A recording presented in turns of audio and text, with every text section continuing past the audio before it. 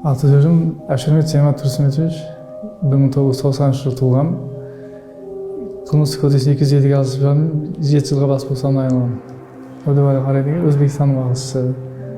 Соны тыңдап, сотталып кеттік қой.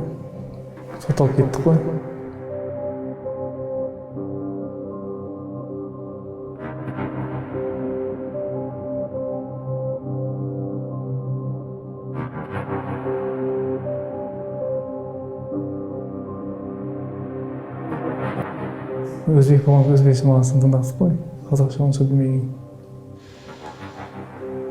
Өдебайлы қараны тыңдаған кезімде ол мазхаб туралы айтатын еді, ол мазхабсыз жүре берсең болатын еді дейді. Абду Вали Кори лақап атымен танылған Мирзаев Өзбекстанда дүниеге келген. Еңбек жолын Әндіжанда бастап, Ферғанада жалғастырады. 1995 жылы із-түссіз жоғалып кеткеніне қарамастан, жақтастары оның уытты уағыздарын көбейтіп таратып жатыр. Ескертеміз, Өзбекстан Республикасының билігі оны тыйым салынған уағызшылар тізіміне енгізді.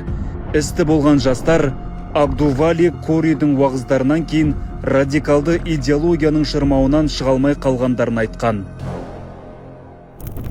Абдували Кори сол имамдар ол басқа мазхабты ұстайды, мазхабтардың разницасы жоқ дейтін еді, ол мазхабты ұстасаң ұстамасаң деп солар туралы айтатын еді ғой. Мен әкем дальнобойщик жұмыс істейді ғой. Сол мен де дальнобойщик едім ғой. Сол Қазақстаннан, Россияға сондай еді ғой, Өзбекстаннан.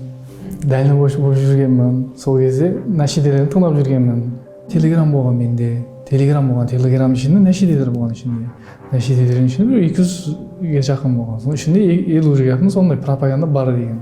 Ол білмеймін мен арабшаны қалай, ол арабшаны білмеймін. Өзім просто эмоцияға беріліп тыңдап жүргенмін ғой. Пропаганда өлеңдер болған ішінде дейді, аударма солай болып шығады дейді. Экстремист сол соғысқа шақыру сондай ғой. Жихадты бұрын 2022 жылдары сол адамдармен соғысу сондай деп түсінгенмін.